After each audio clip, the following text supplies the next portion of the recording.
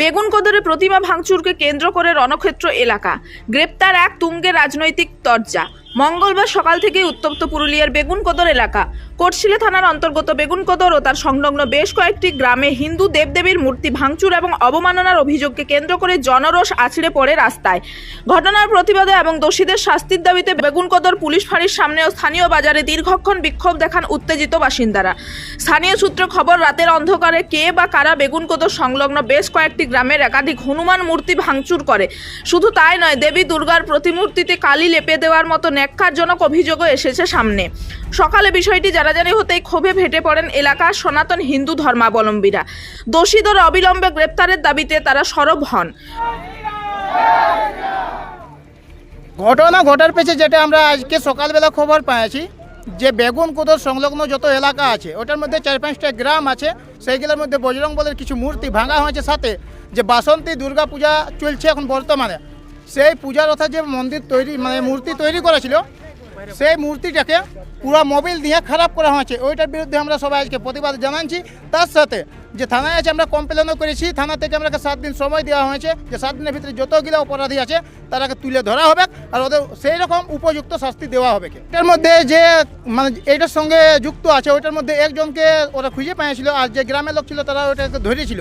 এবার ইয়ার সাথে আরও কে কে যুক্ত আছে যে এতগুলো গ্রামের যে কাজটা হয়েছে একজনের পক্ষে করা সম্ভব নাকি, সেই সব লোকগুলাকে একসাথে ধরার বা ওরাকে জানার জন্য আমরা ওই আপিলটা করেছি।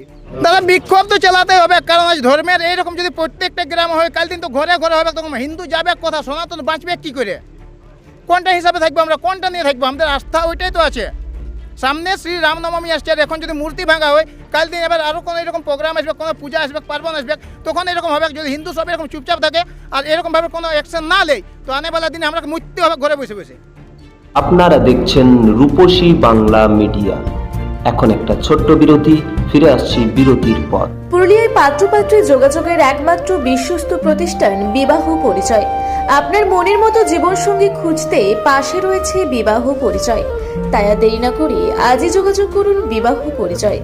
Municipality commercial complex, 2nd floor, Chaibasa road, opposite PWD office, Purulia.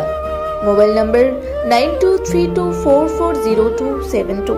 ফিরে এলাম বিরতির পর। আপনারা দেখছেন রূপসী বাংলা মিডিয়া। পরিস্থিতি সামাল দিতে দ্রুত ঘটনাস্থলে পৌঁছায় পুলিশ। পুলিশ সূত্রে জানানো হয়েছে, এই ঘটনায় জড়িত থাকার অভিযোগে ইতিপূর্বেই একজনকে গ্রেপ্তার করা হয়েছে।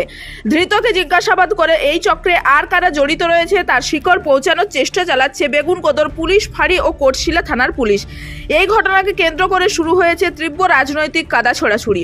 উত্তপ্ত এলাকার রাজনৈতিক নেতাদের উপস্থিতিতে পরিস্থিতি আরও জটিল হয়ে ওঠে। বিক্ষোভ চলাকালীন এলাকায় পৌঁছান জয়পুর বিধানসভা কেন্দ্রের বিজেপি প্রার্থী বিশ্বজিৎ মাহাতো। তবে তাকে সামনে পেয়ে ক্ষোভে ফেটে পড়েন বিক্ষোভকারীরা। স্থানীয়দের একাংশের সাথে বিজেপি কর্মী ও প্রার্থীদের তীব্র বচসা বাঁধে।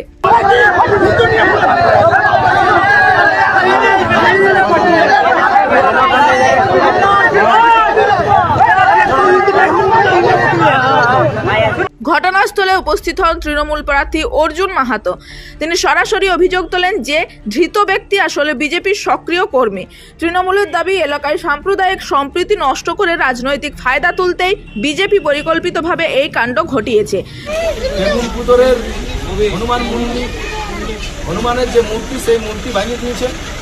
আমরা দেখলাম আবার মুরগুমাতে হনুমানের মূর্তি ছিল, সেই হনুমানের মূর্তির পুনচ্ছেদ করে দিয়েছে।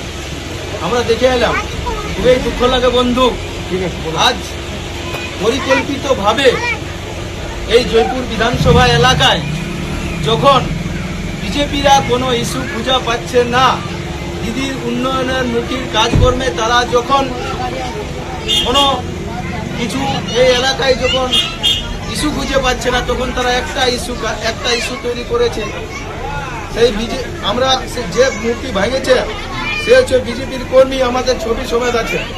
তারা পরিকল্পিতভাবে রাত 12টা 2টার পরে এলাকায় তাণ্ডব চালাচ্ছে, বিভিন্ন জায়গায় তাণ্ডব চালানোর পরে তারা কি করেছে, সকালেই দেখছি একটা রামনবমীর ভেগধারী কিছু হিন্দু লোক, ভেগধারী বিজেপি হিন্দু লোক রামনবমীর নামে একটা মিছিল বাড়াবার চেষ্টা করেছে সকালে। এই চক্রান্ত যখন আমরা জানতে পারি, তখনই আমরা ছুটে গেছি সেই প্রশাসনের কাছে।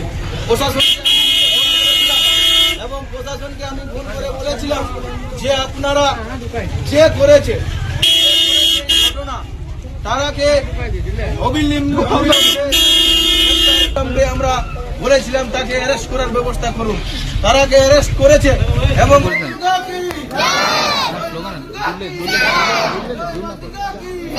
বিজেপি অবশ্য এই অভিযোগ অস্বীকার করেছে।